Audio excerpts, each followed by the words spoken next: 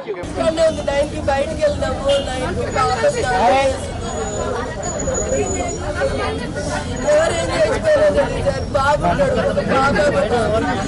బాబుకి అక్కడ girls high స్కూల్లో జాయిన్ చేశారు. పొద్దున బాబు కూడా వెళ్ళానన్నాడు. ఉంటాను మమ్మీ, అక్కు ఉంది డైలీ 8కి వెళ్తుంది, తను 8:30కి వెళ్తాడు. 8కి వెళ్ళలేదు అని తెలిస్తే పాప వెళ్ళలేదు అని తెలిస్తే వాడు కూడా పోడు సార్ స్కూల్కి.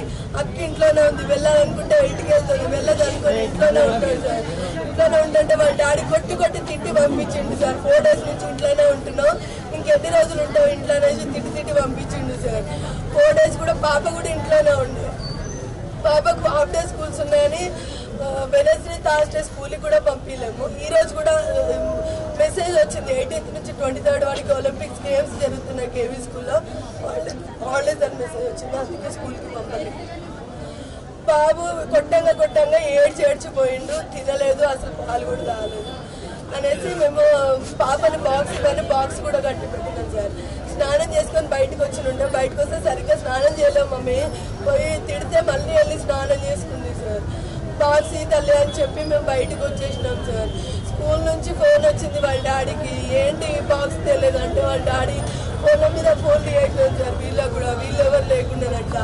ఒక ఆమె ఫస్ట్ ఫ్లోర్ ఆమెకు ఫోన్ చేశాను, పైనకి వెళ్తే గడి పెట్టుండే అంట.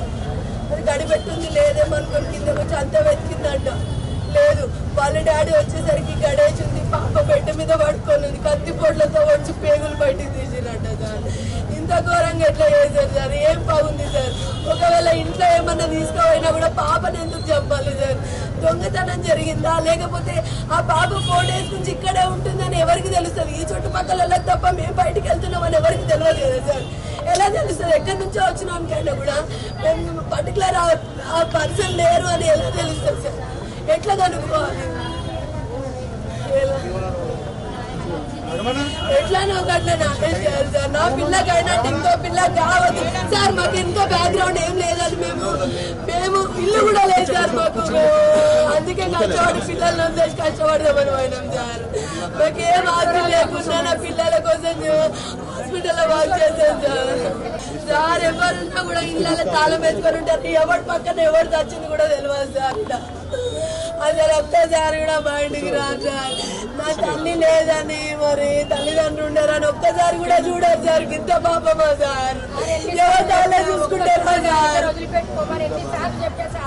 ఆంటీ నువ్వు చెప్పిన ఆంటీ నా బిడ్డ కోసం నేను పోయినా ఆంటీ. నా తల్లి సార్ నాకు ఎంత బ్యాక్గ్రౌండ్ లేదు.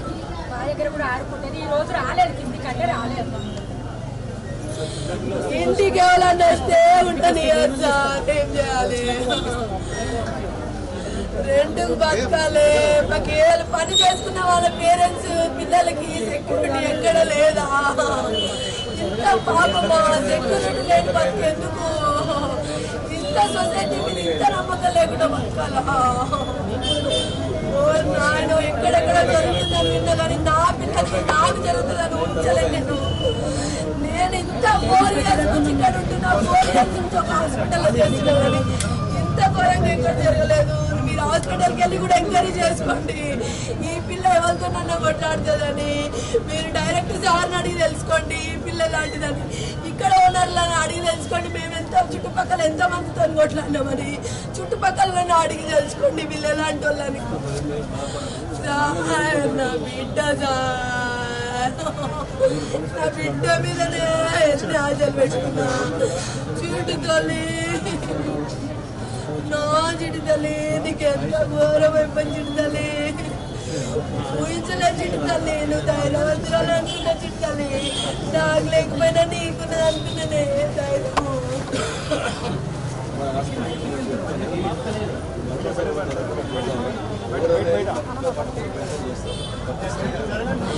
సార్ నాకు కావాలి సార్, మీరు చెప్పాలి ఎవరు చేసి మీరు హామీ ఇస్తారని అనుకుంటున్నాను.